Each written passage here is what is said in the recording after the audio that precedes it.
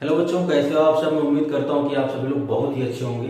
प्यारे बच्चों, आज के इस वीडियो में हम लोग एक बहुत ही इंपॉर्टेंट टाइप के क्वेश्चन के बारे में बात करेंगे जो अक्सर एग्जाम में पूछ ही लेता है। जैसे एग्जाम में आ जाता है कि सिद्ध कीजिए √2 एक अपरिमेय संख्या है, सिद्ध कीजिए √3 एक अपरिमेय संख्या है, सिद्ध कीजिए √5 एक अपरिमेय संख्या है। अधिकांश बच्चे इसे नहीं कर पाते हैं। तो आज के इस वीडियो में हम लोग इसे बहुत ही सिंपल तरीके से सीखेंगे कि कैसे √2, √3, √5 को हम लोग अपरिमेय संख्या सिद्ध करेंगे। तो इससे पहले की वीडियो में हम लोगों ने प्रश्नावली 1.2 के प्रश्नों को हल किया था। अगर आपने उस वीडियो को नहीं देखा है तो उसकी लिंक इस वीडियो के डिस्क्रिप्शन बॉक्स में मिल जाएगी, आप वहां से देख सकते हैं। तो चलिए आज की क्लास शुरू करते हैं। प्यारे बच्चों, हम लोग ये बात पहले से ही जानते हैं कि अपरिमेय संख्याएं वे संख्याएं होती हैं जिन्हें हम p बटा q के रूप में नहीं लिख सकते, जिन्हें हम अंश बटा हर के रूप में नहीं लिख सकते। जैसे √2, √3, √5, √7, ये सभी की सभी क्या है? अपरिमेय संख्याएं हैं। लेकिन अब हमें ये सिद्ध करना होगा कि √2, √3, √5, √7 ये सभी की सभी क्या है? अपरिमेय संख्याएं। तो सिद्ध तो करना है, लेकिन सिद्ध करने से पहले हमें कुछ बातें और जाननी होंगी, कुछ बातें और समझनी होंगी। जिसमें पहली बात आपको ये समझनी है कि सहअभाज्य संख्याएं क्या होती हैं। सहअभाज्य संख्याएं क्या होती हैं? सहअभाज्य संख्याओं की बात करें तो हम लोग अभाज्य संख्याओं के बारे में तो जानते हैं। भाई, अभाज्य संख्याएं कौन सी होती हैं? अभाज्य संख्याएं वे संख्याएं होती हैं जो या तो स्वयं से कटती हैं या फिर एक से कटती हैं, किसी और संख्या से नहीं कटती। जो या तो एक से विभाजित होती हैं या तो स्वयं से विभाजित होती हैं, किसी और संख्या से विभाजित नहीं होती, उन्हें हम लोग क्या कहते हैं? अभाज्य संख्याएं कहते हैं। जैसे 2, 3, 5, 7, 11 ये सभी की सभी क्या है? अभाज्य संख्याएं। लेकिन अब बात है सहअभाज्य संख्याओं की। तो सहअभाज्य संख्याएं क्या होती हैं? तो सहअभाज्य संख्याओं की बात करें तो कहते हैं कि दो संख्याओं का ऐसा जोड़ा जिनमें एक के अलावा कुछ भी कॉमन ना हो, जिनमें एक के अलावा कुछ भी उभयनिष्ठ ना हो, उन्हें हम लोग क्या बोलते हैं? सहअभाज्य संख्याएं बोलते हैं। मैं एक बार फिर से बोल दूं, दो संख्याओं का ऐसा जोड़ा जिनमें एक के अलावा कुछ भी उभयनिष्ठ ना हो, उन्हें हम लोग क्या कहते हैं? सहअभाज्य संख्याएं कहते हैं। जैसे मैं कहूं 2 और 3, मैं कहता हूं 4 और 5, मैं कहता हूं 5 और 9, मैं कहता हूं 7 और 11, मैं कहता हूं 8 और 5, है ना? ये सभी के सभी क्या है? सहअभाज्य संख्या है। क्यों? देख लो, 2 और 3 में एक के अलावा कुछ कॉमन है? नहीं भाई, 2 भी एक से कटेगा, 3 भी एक से कटेगा, और बाकी ये दोनों संख्याएं किसी और संख्याओं से नहीं कटेंगी, इसलिए इनमें एक के अलावा कुछ भी कॉमन नहीं है, कुछ भी उभयनिष्ठ नहीं है। 4 और 5 की बात करें, क्या 4 और 5 में एक के अलावा कुछ कॉमन है, कुछ उभयनिष्ठ है? नहीं। 5 और 9 की बात करें, क्या इनमें एक के अलावा कुछ भी उभयनिष्ठ है? नहीं। क्या 7 और 11 में एक के अलावा कुछ भी उभयनिष्ठ है? नहीं। क्या 8 और 5 में एक के अलावा कुछ भी उभयनिष्ठ है? नहीं। तो ऐसी बहुत सारी संख्याओं का जोड़ा आपको मिलेगा जिनमें एक के अलावा कुछ भी कॉमन नहीं होगा, उन्हें हम लोग क्या कहेंगे? सहअभाज्य संख्याएं कहेंगे। बात आ गई समझ में? दो संख्याओं का ऐसा जोड़ा जिनमें एक के अलावा कुछ भी कॉमन ना हो, उन्हें हम लोग क्या कहते हैं? सहअभाज्य संख्याएं कहते हैं। जब हम लोग √2, √3, √5 को अपरिमेय संख्या सिद्ध करेंगे तब हमें इनकी आवश्यकता पड़ेगी। ठीक है, तो ये बात आपको समझ लेनी चाहिए कि सहअभाज्य संख्याएं क्या होती हैं? दो संख्याएं होती हैं, दोनों एक साथ होंगी, उनमें एक के अलावा कुछ भी कॉमन नहीं होगा। ठीक है, उन्हें हम लोग क्या बोलेंगे? सहअभाज्य संख्याएं बोलेंगे। ठीक है, अब हम लोग एक छोटे से थ्योरम के बारे में बात करेंगे, एक छोटे से प्रमेय को समझेंगे जिसकी हमें आवश्यकता पड़ने वाली है। ठीक है, तो देखते हैं। तो अब कुछ थ्योरम को समझ लेते हैं जिसकी हमें आगे आवश्यकता पड़ने वाली है, जिसके द्वारा हम लोग ये सिद्ध करेंगे कि √2, √3, √5 अपरिमेय संख्याएं कैसे होती है। ठीक है, तो देख लेते हैं थ्योरम कह रहा है कि मान लीजिए कि p एक अभाज्य संख्या है। अब अभाज्य संख्याओं के बारे में आप जानते हैं कि अभाज्य संख्याएं वे संख्याएं होती हैं जो या तो एक से कटेंगी या तो स्वयं से कटेंगी, किसी और संख्याओं से नहीं कटेंगी। जैसे 2 हो गया, 3 हो गया, 5 हो गया, 7 हो गया, ये सभी सभी क्या है? अभाज्य संख्याएं हैं। तो कह रहा है कि मान लीजिए कि p एक अभाज्य संख्या है यदि p a² को विभाजित करती है, यदि p a² को काट देती है तब p a को भी काटेगी, a को भी विभाजित करेगी। जहां a कोई धन पूर्णांक है, a कुछ भी हो सकता है, a कोई भी धन पूर्णांक हो सकता है, 1 2 3 4 5 6 7 8 100 200 400 कुछ भी हो सकता है। ठीक है, तो कह रहा है कि अगर p a² को काट देता है तो p a को भी काटेगा, है ना? कहने का कोई मतलब ये है कि यदि पी ए स्क्वायर को विभाजित करती है तब पी ए को भी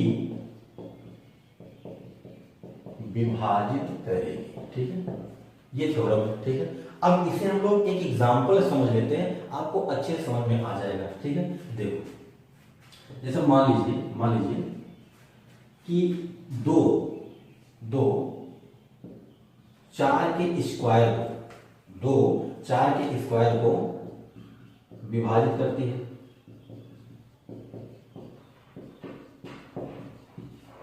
तब 2 4 को भी विभाजित करेगी। भाई जब पी ए स्क्वायर को काट देता है तो पी क्या करता है, ए को भी काटता है। तो यहां पर देखो, अगर 2 4 के स्क्वायर को काट देता है तो 2 क्या 4 को नहीं काटेगा, बिल्कुल काटेगा। और आप देख भी सकते हो 4 का स्क्वायर कितना होता है 16। अगर आप 2 से 16 में भाग करोगे तो कट जाएगा, कितना आएगा 8 आएगा। और क्या 4 को हम 2 से नहीं काट सकते, बिल्कुल काट सकते हैं। तो 2 क्या कर रहा है, 4 के स्क्वायर को भी काट रहा है और 2 क्या कर रहा है, 4 को भी काट रहा है। बात समझ में आ रही है। यहाँ पर 2 क्या है, यहाँ पर 2 पी के स्थान पर है ना, यानी पी की वैल्यू कितनी है 2 है और ए की वैल्यू कितनी है 4 है। बात समझ में आ रही है। 2 क्या है, अभाज्य संख्या है। तो यहाँ पर पी ए स्क्वायर को अगर काटता है तो पी ए को भी काटेगा। तो मतलब अगर 2 4 के स्क्वायर को काटता है तो 2 क्या करेगा, 4 को भी काटेगा। ये बात हमें समझ लेनी चाहिए। ठीक है, अब ऐसे एक एग्जांपल और ले लो, मान लो कि 3 है ना। 3 क्या करता है, 6 के स्क्वायर को काटता है। तो क्या 3 6 को नहीं काटेगा, बिल्कुल काटेगा। बात समझ में आ रही है, बिल्कुल काटेगा। लेकिन आप ऐसे सोचो कि 4 है ना, 4 2 के स्क्वायर को काटता है। 2 का स्क्वायर कितना आएगा, 4 ही तो आएगा। तो क्या 4 से 4 में भाग नहीं कर सकते, बिल्कुल कर सकते हैं भाई। 4 4 को काट देगा, कितना आएगा 1 आएगा। तो अगर 4 2 के स्क्वायर को काटता है तो क्या 4 2 को काटेगा, बिल्कुल नहीं काटेगा, बिल्कुल नहीं काटेगा भाई। 4 से 2 के स्क्वायर में तो भाग चला जाएगा, लेकिन जब 4 से आप 2 में भाग करोगे ना तो नहीं जाएगा। क्यों, क्योंकि ये छोटा है ये बड़ा है। तो यहाँ पर गलती क्या हो गई, यहाँ पर गलती हमसे ये हो गई कि उसने कहा है कि पी एक अभाज्य संख्या है, पी एक अभाज्य संख्या है और 4 जो है ना ये अभाज्य नहीं है, भाज्य है।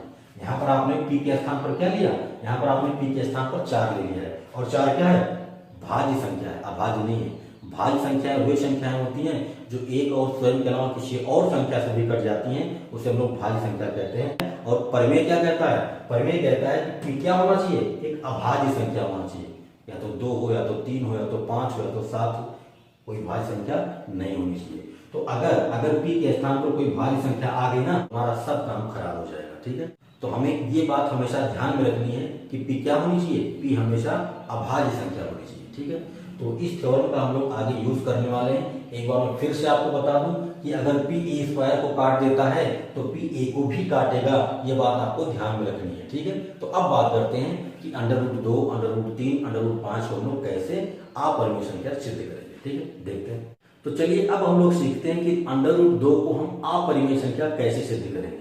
एक बार अगर आपने स्टेप बाय स्टेप ध्यान से समझ लिया तो जैसे मैं √2 को कर रहा हूं ऐसे आप √3, √5, √7 कोई भी अपरिमेय संख्या दे दे आप आराम से कर दोगे। ठीक है, तो आपको बहुत ध्यान से बहुत ही प्यार से समझना है। ठीक है, देखो कह रहा है कि सिद्ध कीजिए √2 एक अपरिमेय संख्या है। ठीक है, ऐसे आपको कोई भी अपरिमेय संख्या दे देगा और आपको सिद्ध करना रहेगा। ठीक है, तो देखो कैसे करेंगे। मैं कहता हूं कि मान लिया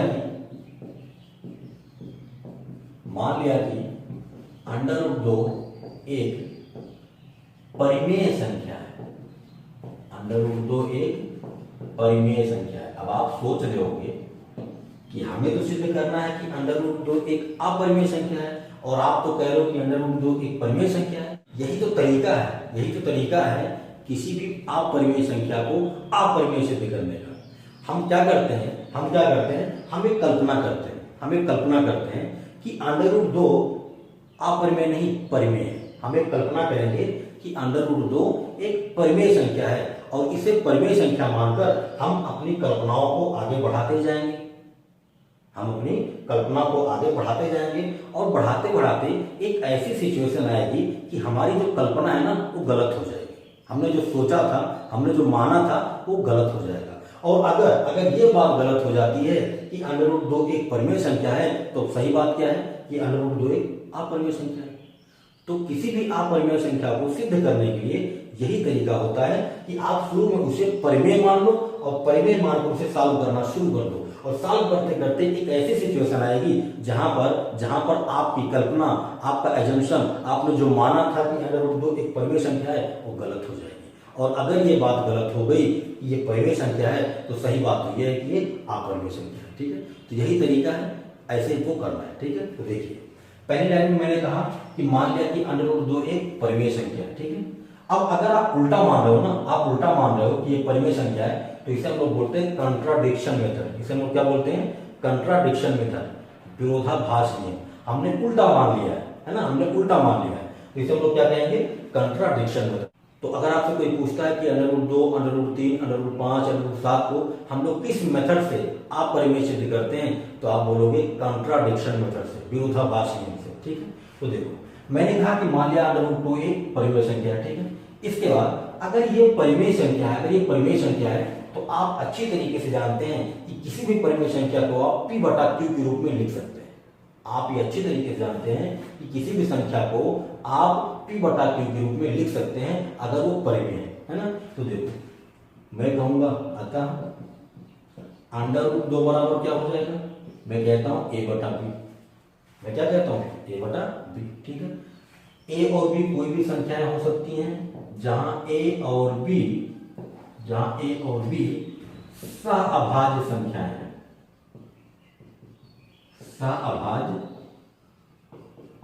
संख्याएं। बात आ रही है समझ में? अभी मैंने शुरू में बताया था कि सअभाज्य संख्याएं क्या होती हैं? सअभाज्य संख्याएं वे संख्याएं होती हैं जिनमें दो संख्याओं का जोड़ा होता है और उनमें एक के अलावा कुछ भी उभयनिष्ठ नहीं होता है। तो A और B क्या है? सअभाज्य संख्याएं हैं। अगर ये सअभाज्य संख्याएं हैं तो इनमें एक के अलावा कुछ भी कॉमन नहीं होगा। जैसे मान लो कि A की जगह पर 2 हो सकता है, B की जगह पर 3 हो सकता है, 2/3 हो सकता है ना। A/B का मान क्या हो सकता है? 2/3 हो सकता है। ऐसे A/B का मान 5/7 हो सकता है, कुछ भी हो सकता है ना। इनमें आप देखो एक के अलावा कुछ भी कॉमन नहीं है। ठीक है, तो अगर ऐसी दो संख्याएं आपको दी गई हैं जिसमें एक के अलावा कुछ भी कॉमन नहीं है, तो उसे आप क्या बोलोगे? सअभाज्य संख्याएं बोलोगे। ठीक है, तो अब बात यह है कि A और B अगर सअभाज्य संख्या है तो इनमें एक के अलावा कुछ भी कॉमन नहीं है।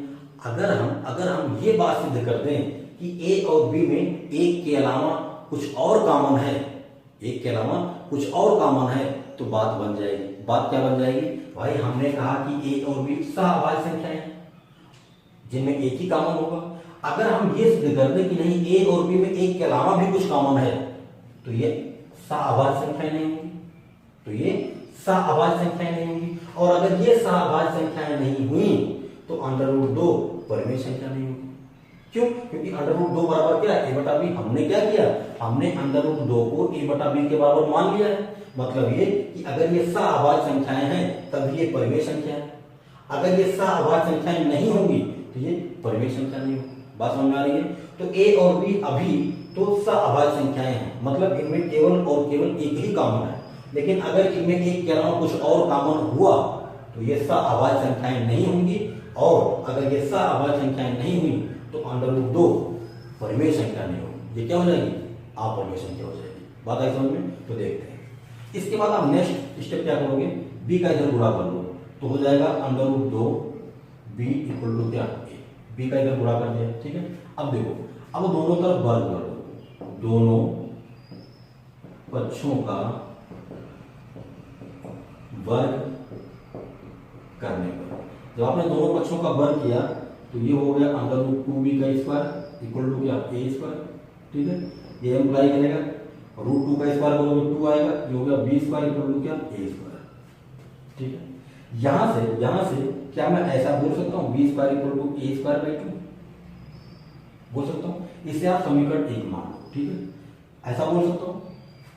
A²/2 का क्या मतलब है? क्या मतलब है इसका? ये मतलब है, आप बोलोगे अतः 2A² को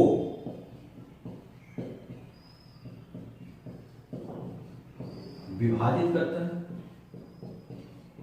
इसका ये तो मतलब हुआ कि ए स्क्वायर में आप क्या कर रहे हो, 2 से भाग कर रहे हो, तो ए स्क्वायर को क्या कर रहा है, 2 विभाजित कर रहा है। तो अगर 2 ए स्क्वायर को विभाजित करता है तब 2 ए को भी विभाजित करेगा कि नहीं करेगा। अभी हम लोगों ने थ्योरम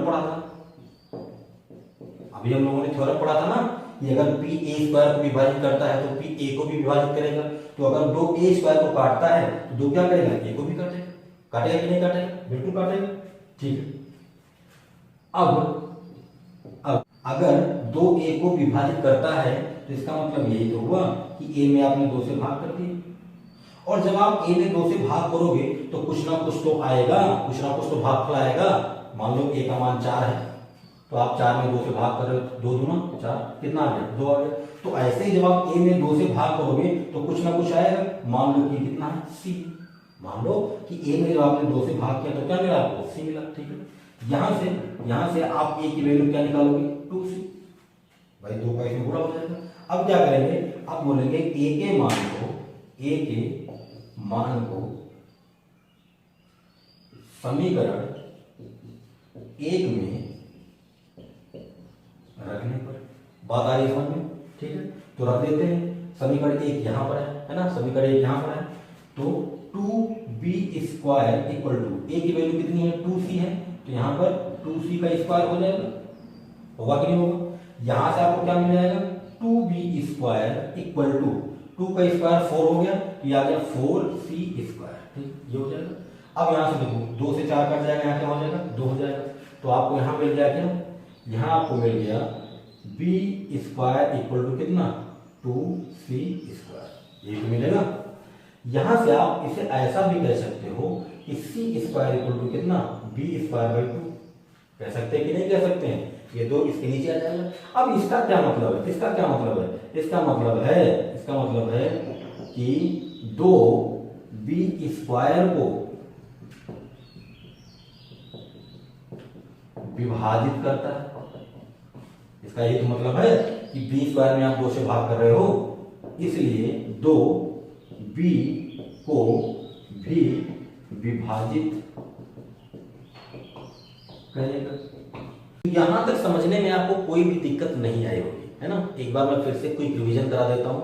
मैंने क्या किया, मैंने कहा कि मान लिया कि √2 एक परिमेय संख्या है। अगर √2 एक परिमेय संख्या है तो इसे हम p बटा q के रूप में लिख सकते हैं, इसे अंश बटा हर के रूप में लिख सकते हैं।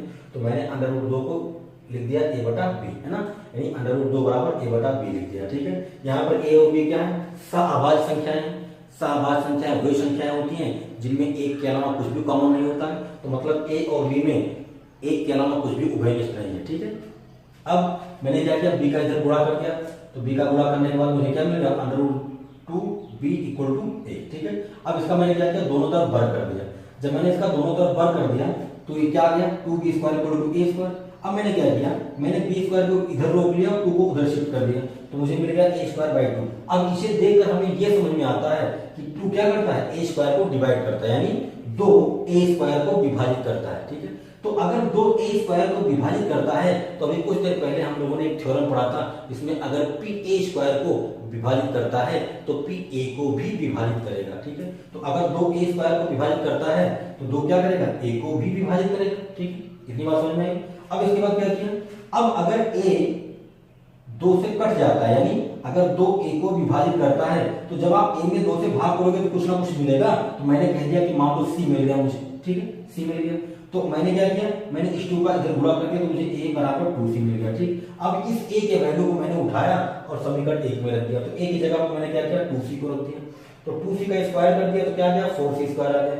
इस वाले 2 से ये 4 कट गया तो मुझे 2 मिल गया, यानी b square equal to 2c square मिल गया। ठीक है, अब c स्क्वायर को इधर रोका और 2 को इधर शिफ्ट किया तो b स्क्वायर बाई 2 मिल गया। अब इसे देख के क्या समझ में आता है, इसे देख के ये समझ में आता है कि 2 क्या करता है, b स्क्वायर को विभाजित करता है। तो अगर 2 b स्क्वायर को काटता है तो 2 क्या करेगा, b को भी काटेगा। ठीक है, इतनी बातें आपको समझ में आ गई होंगी। मैंने शुरू में क्या किया था, मैंने कहा कि a और b सहअभाज्य संख्याएं हैं।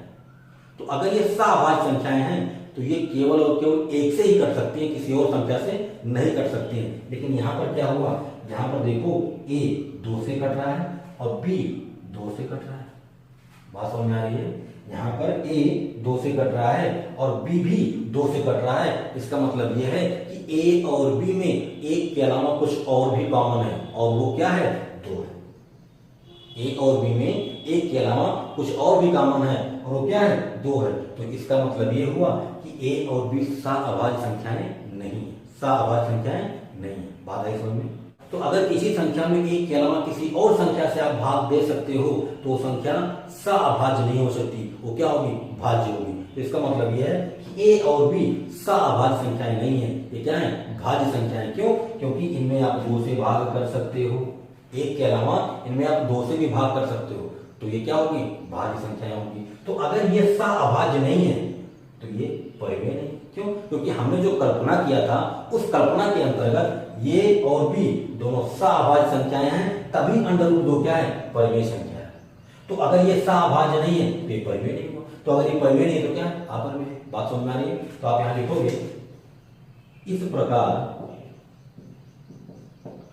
स्पष्ट होता है कि, इस प्रकार स्पष्ट होता है कि ए और बी सअभाज्य संख्याएं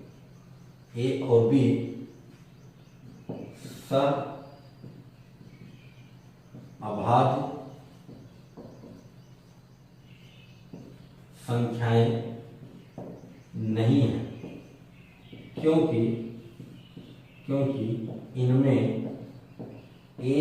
अलावा 2 भी उभयनिष्ठ है। मैंने क्या कहा? मैंने कहा कि इस प्रकार स्पष्ट होता है कि ए और बी सअभाज्य संख्याएं नहीं है। क्यों? क्योंकि इनमें एक के अलावा 2 भी उभयनिष्ठ है। मतलब यह है कि इन संख्याओं को आप 1 से विभाजित तो कर ही सकते हो, साथ ही साथ ये संख्याएं 2 से भी विभाजित होंगी। तो अगर ये संख्याएं 2 से विभाजित होती हैं तो इनमें 2 क्या है? कॉमन है। ठीक है?